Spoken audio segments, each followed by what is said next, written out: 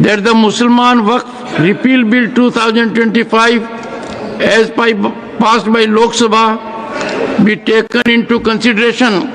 मोदी हुकूमत ने मुस्लिम वक्फ अमलाक पर कब्जे के लिए नया मुतनाज़ कानून मुतारिफ करवा दिया। भारत में 8 लाख से जायद वक्फ जायदादें मौजूद हैं जिनकी मजमूई मालियत तकरीबन 14 अरब डॉलर्स है। दोस्तों, ये एक नया इंडिया है। ये वो नया इंडिया है जो बेसिकली जिसका ख्वाब नरेंद्र मोदी, बीजेपी और उनकी पार्टी ने देखा है। यहाँ एक सदस्य ने तो कह दिया माइनॉरिटी इस कानून को स्वीकार नहीं करेगी। क्या धमकाना चाहते हो भाई? संसद का कानून है, सबको स्वीकार करना पड़ेगा। स्वीकार नहीं करेंगे मतलब क्या है? विपक्ष में वक्फ बिल पास होने के बाद घोर निराशा का माहौल है। अभी ईद की रौनक बुझी भी नहीं थी और हमारी जड़ों पर एक नया फरमान लाया गया। पहले उत्तर प्रदेश में मुसलमानों को नमाज पढ़ने पर रोक लगाई और फिर सौगात में ये बिल लाया गया। वक्फ बोर्ड की कई संपत्ति असदुद्दीन अवैसी ने भी हड़प करके रखी हुई है और उसके भी चीथड़े अब उड़ रहे हैं और वो जवाब नहीं दे पा रहा है। इंडिया में इतनी मगजमारी हो रही है वक्फ को लेके, इंडिया में वक्फ को इतने पावर्स दिए गए हैं, लेकिन जो एक्चुअल मुस्लिम कंट्रीज है वहां पे तो वक्फ को ऐसी पावर्स भी नहीं है। In fact in most of these countries ये जो वक्फ बोर्ड है they come under government control. Railway के पास जितनी प्रॉपर्टी है उसके बाद वक्फ बोर्ड की प्रॉपर्टी और उसके बाद फिर आर्मीज की प्रॉपर्टी है। अब आती है बात कि पूरे भारत देश में वक्फ बोर्ड के पास 9.4 लाख एकड़ जमीन है। नमस्कार दोस्तों, जैसे ही वक्फ बोर्ड संशोधन बिल पास हुआ पूरे पाकिस्तान में हल्ला मच गया।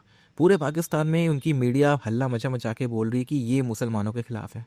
अब मज़े की बात यह है कि पाकिस्तान वो देश है जहाँ पे वक्फ बोर्ड नाम की कोई चीज़ है ही नहीं। इसके साथ ही साथ अगर हम और इस्लामिक देशों को देखें, सऊदी अरेबिया, ईरान, तो यहाँ पे भी वक्फ बोर्ड नाम की कोई चीज़ नहीं है।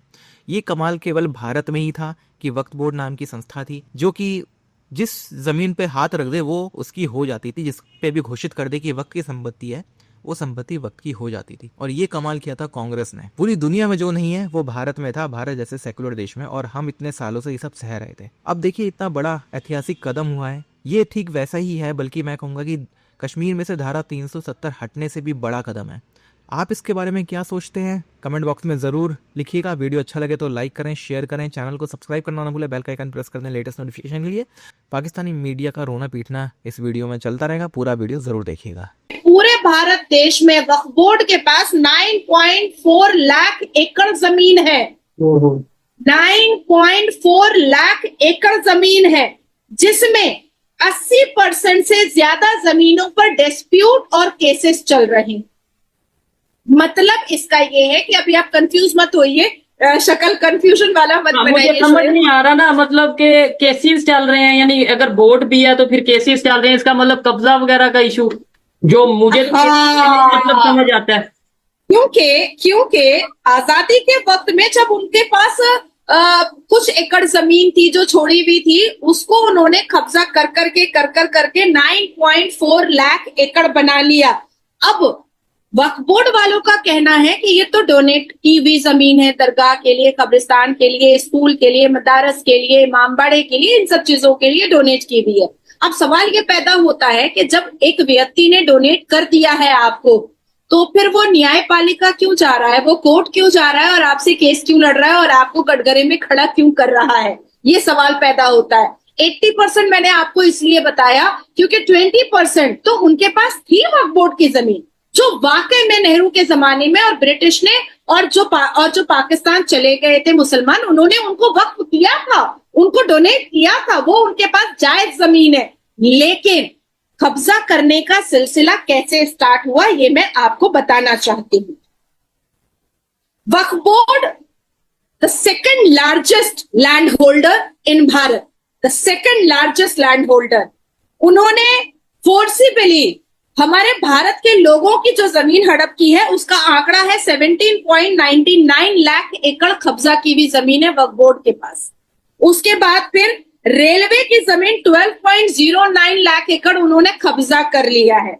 उसके बाद वक्फ जो है वो 4,860 किलोमीटर स्क्वायर फीट जो है वो अभी रिसेंटली उसने कैंटोनमेंट आर्मी की प्रॉपर्टी को कब्जा करके रखा हुआ है। बहुत कुछ इंडिया ने चेंज किया। इवन के कहा गया है कि जैसे हिजाब एंड रिलीजियस जो बैन है, फॉर एग्जांपल कर्नाटका के अंदर हिजाब बैन किया गया स्कूल कॉलेजेस के अंदर, जिसको इंडिया की सुप्रीम कोर्ट ने अपहोल्ड किया। आप इससे अंदाजा लगाएं कि फिर इसी तरह जो बहुत सारी जो डिमोलिशन ड्राइव हुई, आपने सुना होगा बुलडोजर जस्टिस के नाम से चीजें जो हैं वो की गई।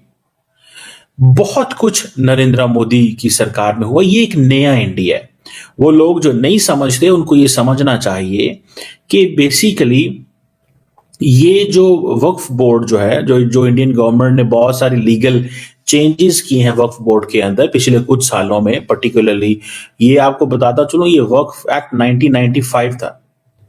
अब जो वक्फ एक्ट फिर अमेंडमेंट की 2013 में, और कहा यह जा रहा है कि जो तब्दीलियां की गई हैं वो सेंट्रल वक्फ काउंसिल जो है उसको स्ट्रेंथन किया गया, जिसमें जो वक्फ की जो सुपरवाइज करने की जो पावर है उसको इनहेंस किया गया।